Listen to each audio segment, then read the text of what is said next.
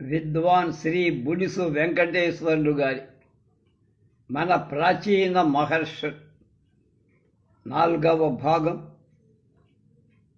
17/1/26. మొదటి మహర్షి అగస్త్యుడి గురించి చెప్పుకున్నా. నిన్నటితో పూర్తి 3 భాగాలు. ఇవాళ అత్రి మహర్షి గురించి చెప్పు. అత్రి మహర్షి సప్త మహర్షులలో ఒకడు. అనసూయ మహాసాధ్వికి ప్రాణనాథుడు. నిజ ప్రభావంతో లోకోత్తరుడైన మహాపురుషుడు. అత్రి జననం సృష్టికర్త అయిన బ్రహ్మదేవుడు తనకు సహాయకారుడుగా ఉండి ప్రపంచాన్ని కొంత సృష్టికి కారకుడవుతాడనే ఉద్దేశంతో తన మానసం నుండి అత్రి అనేటువంటి ఆయన్ని పుట్టించాడు. మనస్సుతో పుట్టినవాడు. అత్రి జన్మించి తండ్రికి నమస్కరించి, తండ్రి నువ్వు నన్ను ఎందుకోసం పుట్టించావు?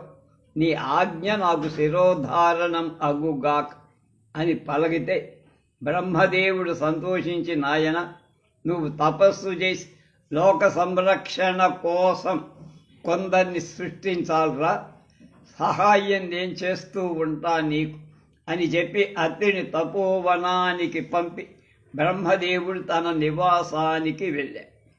అత్రి తపోనియతి. బ్రహ్మదేవుడి ఆజ్ఞానుసారం అత్రి బయలుదేరి ఒక వనం అడవికి వెళ్ళి అందులో తపోవృత్తిలో ఉన్నాడు. పంచభూతాల చేత ఏర్పడి రక్త మాంస అస్థికల చేత హేయమై వినస్వరమైన దేహంపై నిర్మమత్వాన్ని కలి ఈ దేహం కాని ఆత్మను దర్శించి అంతర్లీనమైనటువంటి ఆనంద సుస్థిర చిత్తంతో ఉన్నప్పుడు యమ నియమాలు, దాన ధర్మాలు, తపోవ్రతాలు ఏర్పడి తాను కాని దేహంపై మమత్వం నశింపచేసుకోవటానికి తానైన ఆత్మవలని ఆనందం అనుభవించే శక్తి కలగటానికి దేహాన్ని ఉపవాసాది కఠిన నియమాల చేత కృషింపచేయ. అలాంటి దేహ కార్ష్యానికి అంటే ఇబ్బంది దుఃఖం పొంద ఆత్మ ఆనంద స్థితిని నిలవగలిగిన వాడే మహర్షి. ఈ శాశ్వత స్థితికి నిత్య తపో నిరతే కారణం. ఈ మార్గంలో ఉన్న ఆ అనంత శక్తిమయ వాళ్ళు అనంత శక్తి పొందుతారు. అలా చేస్తే దీన్నే అత్రి సాధించాలి అనుకున్న. అలాంటి మహా ఉగ్ర తపస్సులో అత్రి మహర్షి నేత్ర గోళాల నుండి కొంతకాలానికి ఒక దివ్య తేజస్సు బయలుదేరి ఆ మహా తేజస్సు అంతులేనిదై భూమి మీద నభోంతరం మీద వ్యాపి దశ దిశలు ఆ తేజం భరించలేనంత ఎక్కువగా పెరిగిపోయి. కానీ ఆ తేజో విశేషం అత్యంతమై నిర్భరం అవటం చేత కొంతకాలానికి ఆ దశ దిశలు మోయజాలక వెడలగక్కేశాయి ఆ తేజస్సు. అప్పుడు ఆ దీధి సముద్ర గర్భంలో పడి ఈ సంగతి బ్రహ్మదేవుడికి తెలిసి ఆ ప్రదేశానికి వచ్చి ఆ తేజాన్ని తాను ధరించా. దేవతనిది చూసి చాలా విరించి సోమ మంత్రాలతో స్తుతించారు. అప్పుడు బ్రహ్మ ఆ తేజోంశానికి పురుష రూపం ఇచ్చి అత్రి మహాముని వివాహమైన పిమ్మడి అతని అనసూయయందు తన అంశచేత చంద్రుడై జన్మిస్తానని ఆ తేజోంశమే మొదట, తర్వాత క్షీరసాగర మథన సమయంలో ఆ శశాంకుని కలిసేటువంటి దేవతలకు చెప్పి ఆ చతుర్ముఖుడు అంతర్హితం అయ్యా. అత్రి యథాపూర్వం తపో విద్యావదంజుడై బ్రహ్మచారి అయి ఉండిపోయారు. వివాహం కొంతకాలానికి దేవహూతి కర్దములకు విష్ణుమూర్తి కటాక్షం చేత 9 కుమార్తె ఒక కొడుకు కలిగారు. కర్దం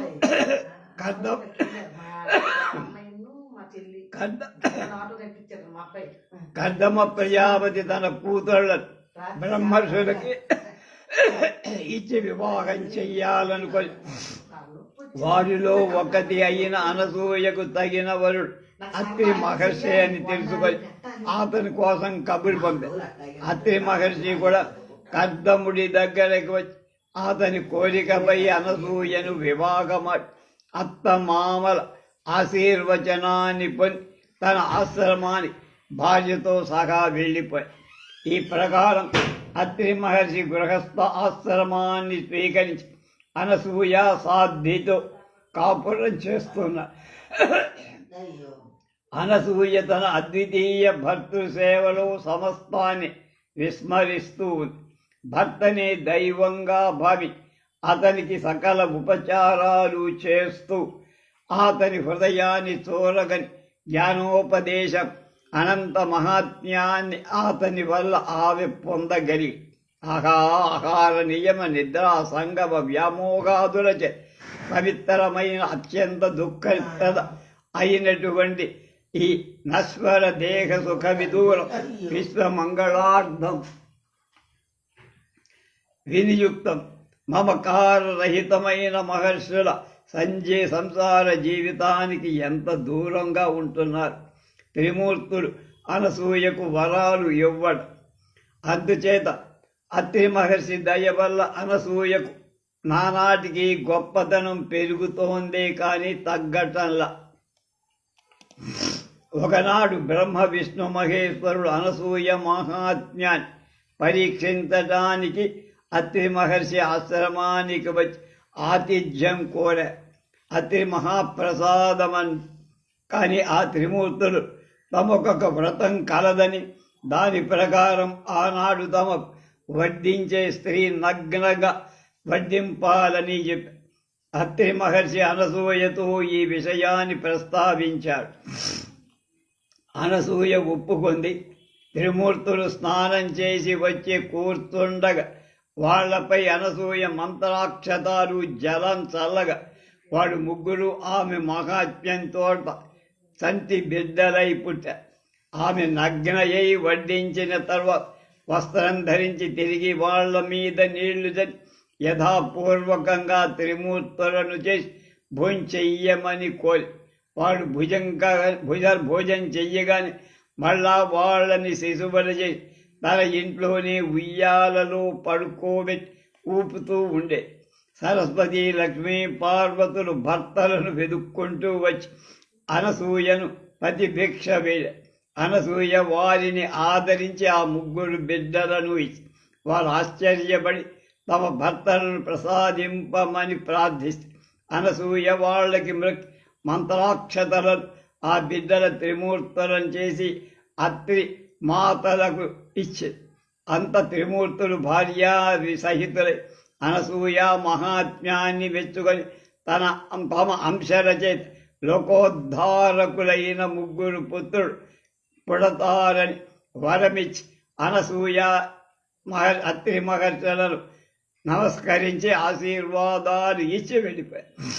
ఒకసారి కౌశిక పత్ని శాసనం వల్ల సూర్యుడు ఉదయించకుండగా లోక ఉపద్రవం కలిగింది.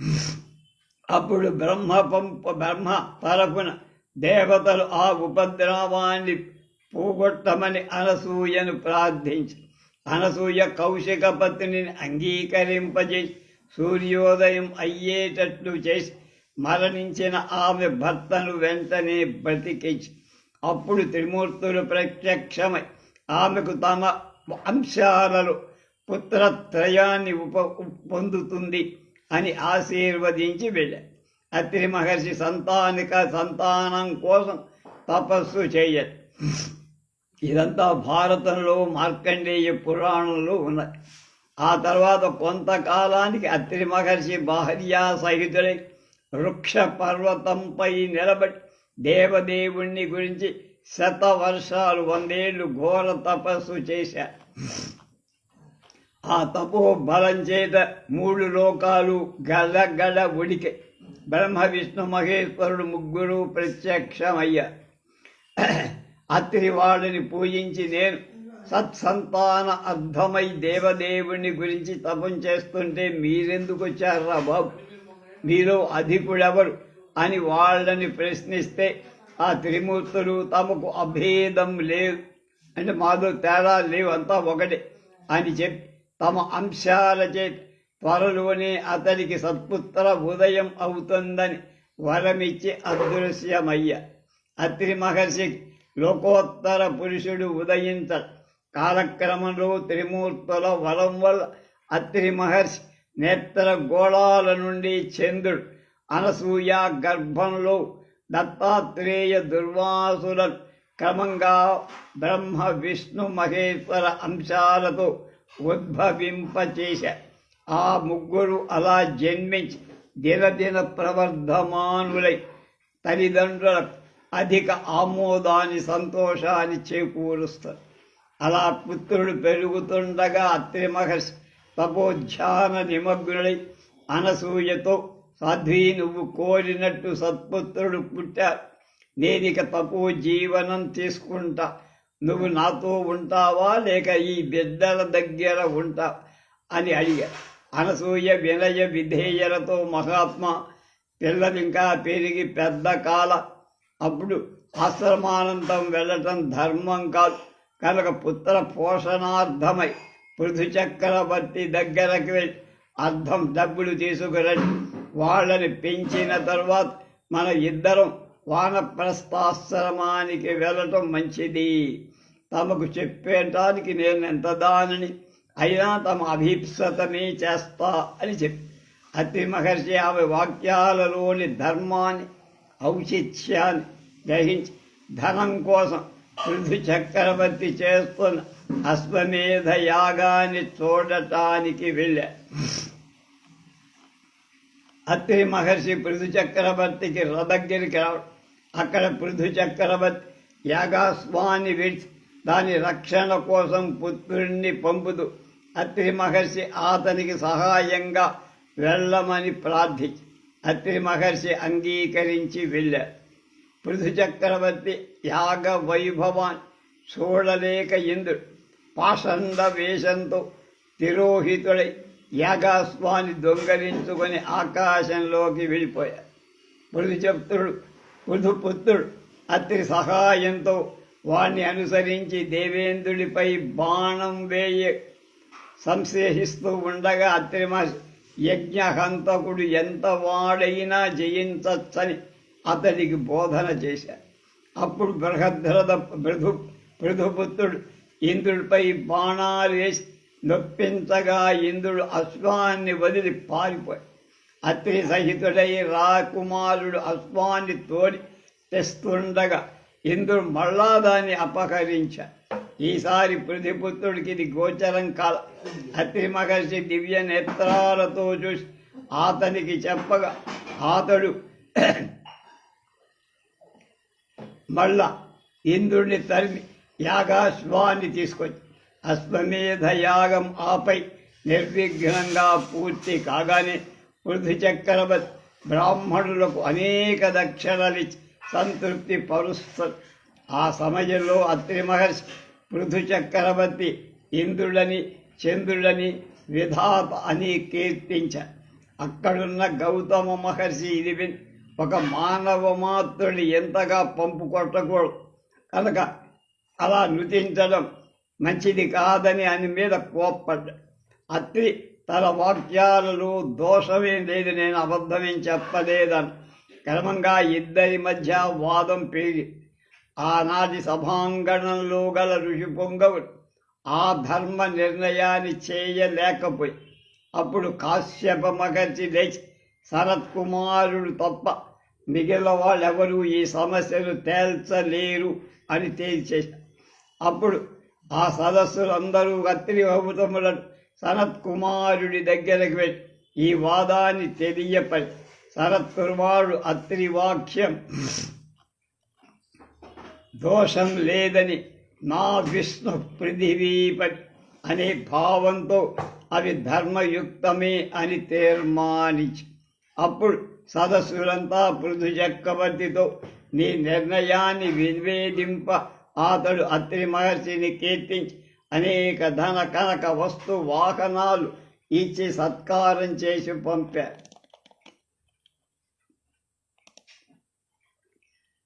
ఆ తర్వాత పుత్రులను పెంచి ఇచ్చి వాళ్ళ వయసు రాగానే భార్యాసహితుడై ధర్మ సంహిత బుద్ధితో అరణ్యాలకు వెళ్ళారు. అత్రి మహర్షి సూర్యచంద్రులను రక్షించి రాక్షసుల భస్మం చేయ ఒకప్పుడు దేవతలకు జంభాసురుడు మొదలైనటువంటి దైత్యులకు గొప్ప యుద్ధం సంభవించి అప్పుడు రాహు అస్త్ర సమితి చేత సూర్యచంద్రులను సూలిపోగగా వెలుగు నశించి లోకమంతా అంధకారమై అంటే గ్రహణం. అప్పుడు రాక్షసులు విజృంభించి దేవతలను బాధించారు. దేవతలు భయార్తులై అత్రి మహర్షి దగ్గరకి వచ్చి తమ దుస్థితికి కారణం ఏమిటో చెప్పి సూర్యచంద్రుల పాటును చెప్పి తమని రక్షించాలని వేడారు. అత్రి మహర్షి వెంటనే వాళ్ళకు అభయమిచ్చి సూర్యచంద్రుల శరీరాల క్షతమయ్యేటట్టుగా చేసేశారు, అంటే నాశనమయ్యారు. ఆ తర్వాత అతడు తీక్ష్ణ దృష్టి మాత్రం చోదరి రాక్షసులందరినీ చచ్చిపోయేట్టు చేశారు.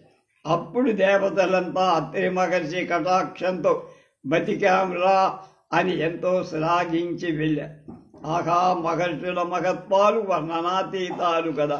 జగద్హితార్థం దేవకార్యం కోసం అత్రి మహర్షి అనంతాలైన ఇలాంటి మహాత్మ్యాలు ఎన్నో చూపారు.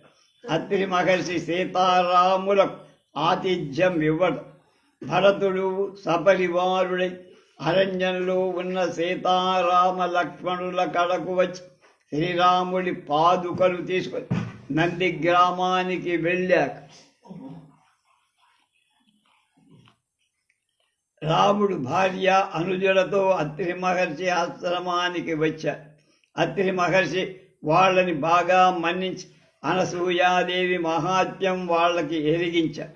సీతాదేవి అనసూయ వలన పతివ్రత ధర్మాలు విని ఆమెకు తన వివాహ వృత్తాంతాన్ని చెప్పి అనసూయ సీత కొత్త బట్టలు భూషణాలతో శశ్వదలంకృత అయిన కుంకుమనిచ్చి ఆశీర్వదించి ఆ రాత్రి సీతారామ లక్ష్మణులు అత్రి మహర్షి ఆశ్రమంలో గడిపి మర్నాడు ఉదయంలో బయలుదేరి వెళ్ళిపోయారు.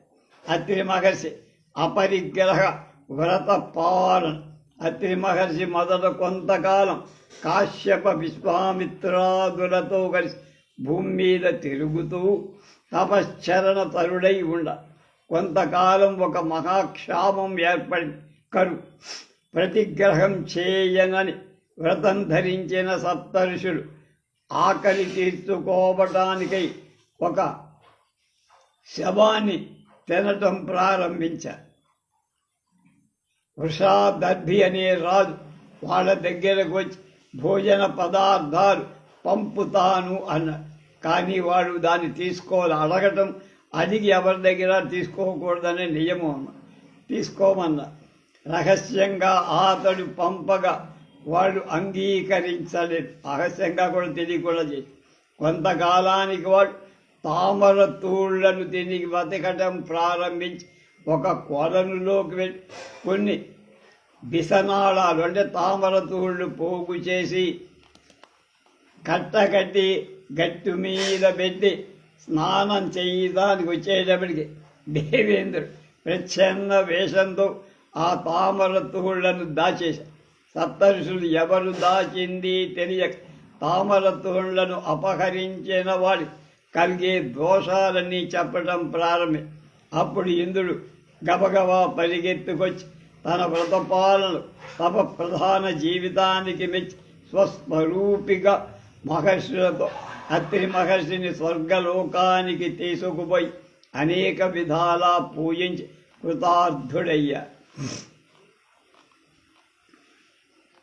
అత్రి సంహిత. ఒకసారి ధర్మ సంసక్తుడైన మహర్షులు అత్రి మహర్షిని సందర్శించి, మహాత్మా, నువ్వు విశ్వవిధుడు, ప్రపంచమంటే ఏమిటో నీకు తెలుసు.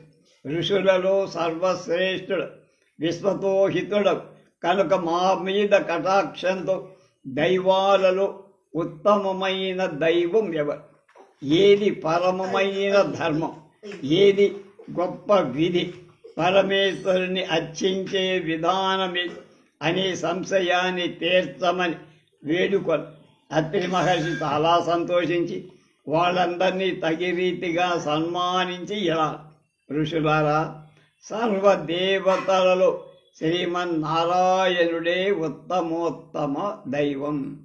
అతడే పరంధాముడు, పరంజ్యోతి, సర్వకారణ కారణుడు.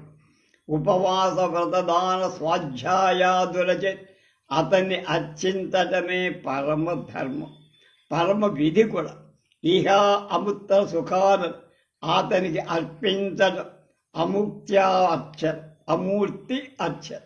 సామూర్త్యా బౌద్ధం 2 అర్చనం 2, మూర్తి ఆరాధన, మూర్తి లేకుండా అగ్న్యాహుతి యమూర్తార్చనమని, ప్రతిమాది అర్చనం సమూర్త అర్చనమని. కనుక యజ్ఞం చేయడం, ఆహుతులు ఇవ్వడం అది అమూర్తి అర్చన అవుతుంది. బొమ్మలు పెట్టుకోవడం, విగ్రహాలకు పూజ చేయడం అది సమార్చన అవుతుంది. సాయంకాలంలో గృహాల్లో కానీ దేవాలయాల్లో కానీ బ్రాహ్మణులు భక్తి భావంతో అగ్నిహోత్రాది హోమాంతంగా పరమేశ్వర ప్రతిమ పూజించడమే సమూర్త అర్చనం. మూర్తం అంటే విగ్రహారాధన. భృగుడు, కాశ్యపుడు, మరీచి, నేను దీన్ని అభినందిస్తాం అని అత్రి మహర్షి ఆమూలాగ్రంగా ఉపదేశించి అదే అత్రి సంహిత అని విఖ్యాతిగా పెంచింది. ఇందులో అత్రి కర్మ, ప్రతిష్ట, పూజన, స్నపన, ఉత్సవ, ప్రాయశ్చిత్తం అనే విభాగాల కింద తన విషయాలన్నీ కూడా విభజించి చెప్పాడు. అంది కూడా అందులో మొదటి భాగమే దేవాలయ స్థల పరిశీలన. దేవాలయం ఎక్కడ గట్ట, దేవాయతనం, ధూమం, అలాగే దైవ ప్రతిమా నిరూపణ, విగ్రహం ఏ కొలతల్లో ఉండాలి, ధ్వజం ఎలా ఉండాలి, ఎక్కడ ఉండాలి, అవన్నీ కొలత. రెండవ భాగం ప్రధాన పరివార దేవత, మెయిన్ దేవుడే కాదు ఉత్సవ విగ్రహాలు. దాంతోపాటు విష్ణువైతే గరుత్మంతుడు ఉంటాం, శివుడైతే నందీశ్వరుడు, అలాగే శివ పంచాయతనం. నందీశ్వరుడు అంటే శివుడి యొక్క పరివారమంతా ఉండడు. రాముడంటే సీతారామ లక్ష్మణ భరత శత్రుఘ్నులు, కనీసం ఆంజనేయుడితో కూడా సీతారామ భరత లక్ష్మణ ఉండడం. అలా వాటికి వివిధమైన పద్ధతులు ఏర్పాటు చేశారు.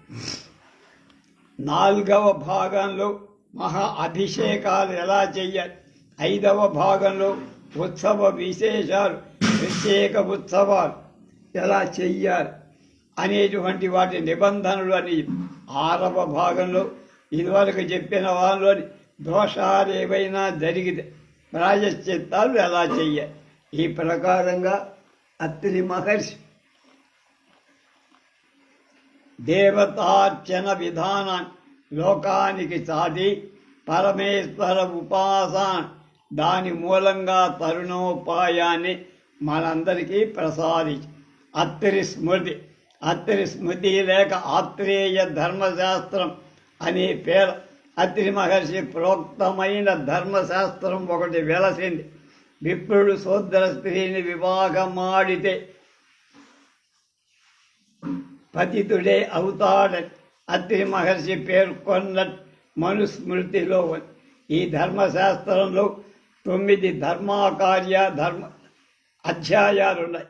దాన ధర్మాల గురించి, అలాగే జపతపాల గురించి, రహస్య ప్రాయశ్చిత్తాదుల గురించి, యోగాంగాలు మొదలైన వాటి గురించి ఎన్నో విషయాలు అత్రి మహర్షి అందులో చెప్పాడు. అవి లిఖితాలై. ఇది కాక అత్రి సంహితలు, అత్రి స్మృతులు అనే పేరుతో ఎన్నో స్మృతి గ్రంథాలు బయటకు వచ్చి వీటిలో ప్రాయశ్చిత్తాలు, దానాలు, పితృమేధం, ఆచారాలు, గురు ప్రశంస, చాతుర్వర్ణ ధర్మాలు, జపమాలా పవిత్ర, బ్రాహ్మణులకు ఉండాల్సిన శౌచాలు, సుగుణాలు, ఇష్టాపూర్త నిర్వచన యమ నియమాలు, పుత్రుడు దత్తపుత్రుడు, ప్రాయశ్చిత్తాలు, పుత్రుడు లేకపోతే దత్తపుత్రుని ఎలా తీసుకోవాలి, అట్లా ఇవన్నీ. ఒకవేళ ఏదైనా తప్పు చేస్తే ప్రాయశ్చిత్తం, అశౌచం ఎలా పాటించాలి, దాన్ని ఎంతకాలం చేయాలి, అలా అవన్నీ. శాంతరాయణ కృచ్ శాంతవనాలు కనుక చాంద్రాయణ వ్రతాలు ఎలా చేయవని. దత్తపుత్ర స్వీకృతి విషయంలో అతి అనుశాసనమే మొట్టమొదటిదని దత్తక మీమాంసలో ఉన్నదట. అత్తిని అనుసరించి అంత్యజుడు లేడు జాతుల వారు, అంత్యజులు 7 జాతుల వారు. రజకులు పాదరక్కలు తయారు చేసేవాడు, నతకులు బురుదులు, కైవర్తకులు పల్లెవాడు, మేధరులు బిల్లులు కాని యాత్రా వివాహాలలో తాకదగినవాడు, తాకరానివాడు అనే విషయంలో పట్టింపు లేదన్నారు. మళ్ళా యాత్రలో కానీ, వివాహంలో కానీ, యజ్ఞాదులలో కానీ ఇది అందరూ తెలుసుకోవాలి. ముట్టుకోరాదు అంటానికి ఏం లేదు, అందరినీ ముట్టుకోవచ్చు. అలాగే లఘ్వత్రి స్మృతి, వృద్ధాత్రేయ స్మృతి అని 2 స్మృతులు అత్రి మహర్షి మీద ఆ పేరు మీద చలామణి అవుతాయి. దీని తర్వాత 3వ ఋషి అష్టావక్ర మహర్షి. పూర్వం ఒకప్పుడు ఏకపాదుడనే సద్బ్రాహ్మణుడొకడు నిరంతర తపో నిరతుడై ఉన్నాడు. అతనికి సుజాత అనే ఉత్తమ కన్య భార్య సకల ఉపచారాలు సంతోషంతో చేస్తూ ఉండే. సద్గృహస్థుడు వేదవేత్త అయిన ఏకపాదుని వటువరులు వచ్చి అధ్యయనం కోరారు. అంటే వడువు అయిన వాడు వచ్చి మాకు చెప్పండి వేదం. కానీ ఏకపాదుడు వటువుల అధ్యాసాన్ని కూడా తపోభంగంగా భావి శిష్యులచే ఎల్లవేళలా వల్లింపచేస్తున్నారు.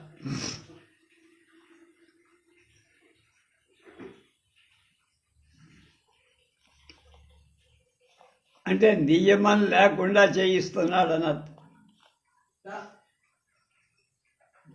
ఏకపాదుడు అష్టావక్రుణ్ణి శపించడం. అలా ఉంటే కొంతకాలాన్ని భర్త అనుగ్రహంలో సుజాత అనే ఆమె భర్తని భార్య గర్భధారించి ఏకపాదుడు నిరంతర శిష్యాధ్యానంతో కాలం గడుపుతాడు. సుజాత గర్భంలో ఉన్న బాలుడికి గర్భంలో ఉండగానే పుణ్యవశంలో వేదాలు వచ్చేశాయి. ఒకనాడు అతడు మాతృగర్భం నుండి స్వరం తప్పిందని తండ్రికే మార్పు చేశాడు, సరిదిద్దాడు. మరొకసారి నిద్రాహారాలైనా లేకుండా శిష్యులను ఇప్పుడు చదివిస్తావేమిటి? మాతృగర్భం నుండి మరొకసారి వినగానే నాకు వేదాలు వచ్చినాయి, వాళ్ళని ఇంతగా బాధిస్తున్నావేమిటవు అని తండ్రిని కడుపులో ఉండగానే అప్పుడు ఏకపాదు తనకు జన్మించే కుమారుడు దివ్య మహిమ ఉపేతుడని గ్రహించి ఆనందించాడు. కానీ ఇంత బాల్యంలోని తండ్రిని తప్పుదిద్దేంత అధ్యయనాన్ని గురించి వక్రంగా పలకటం చేత శిక్షార్హము అని క్షమార్హం కావని శిక్షింపాల్సిందని పుత్రభావం అడ్డు రారాదని అతన్ని 8 వంకరలతో పుట్టమని శపించి అతడే అష్టావక్. పిమ్మట ఆ బాలుడు అగ్ని కల్పడి తల్లి కడుపులో పెరుగుతూ ఉన్నాడు. ఏకపాదుడు జలమజ్జితుడు. ఒకనాడు సుజాత ప్రసవ భారానికి భయపడి మృత తైల ధాన్యాలను తీసుకురమ్మని ఏకపాదుడిని పంపింది. ఏకపాదుడు అలాగే అని ధనం కోసం జనక చక్రవర్తి దగ్గరికి వెళ్ళి అప్పుడు జనక చక్రవర్తి వరుణ పుత్రుడకు వందితో వాదం చేసి గెలిచిన వాళ్ళకి సమస్తం ఇస్తానని ఓటు పడినవాడు జలమజ్జితులై ఉండాలని ప్రకటి. ఏకపాదుడు విజయకాంక్షి అయి వందితో వాదానికి దిగి దైవవశంతో ఓడిపోయి జలమజ్జితుడై నీటిలో మునిగిపోయాడు. అష్టావక్రుడు ఉదయం తండ్రిని రక్షించాడు. అలా ఉండగా సుజాత ఇంటి దగ్గర పుత్రుడిని కంది. ఆ పుత్రుడు తండ్రి శాప కారణంగా 8 వంకరలతో అష్టావక్ర నామంతో పెరిగాడు. ఆ సమయంలో సుజాత తల్లి ఉద్దాలకుడి భార్య కూడా ఒక పుత్రుడిని కన. అతడు శ్వేతకేతుడనే పేరుతో పెరుగుతాడు. సూతుల భాగినేయునగు అష్టావక్ర శ్వేతకేతులిద్దరు బాల్యం నుండి ఉద్దాలక మహర్షి వద్ద అనేక ఏకసంధాగ్రాహులై చదివి అధ్యయన సూర్యుడే. ఉద్దాలకుడు తండ్రి అనియు శ్వేతకేతుడు భ్రాత్ర అనియు అష్టావక్రుడు అనుకుంటాడు. ఒకనాడు శ్వేతకేతుడు అష్టావక్రుడు మీ తండ్రి దగ్గరకు పోరా అని కసిరాడు. అలా అవమానింపబడి తల్లి సుజాత దగ్గరికి వెళ్ళి అష్టావక్రుడు తన తండ్రి ఎవరు అని అడిగే. సుజాత ఏకపాదుడు జనక నృపాలు నగరానికి వెళ్ళి నందితో ఓడి వాదంలో జల నిమజ్జితుడయ్యాడని చెప్పి అష్టావక్రుడు వెంటనే సూతుడైన శ్వేతకేతుని తీసుకుని మాతరుడైన మేనమా పోయి జనక మహారాజు ఆస్థానంలో ప్రవేశింపతోటానికి విదగ్ధుడవు వృద్ధులే కాని బాలులు అక్కడికి రాకూడదు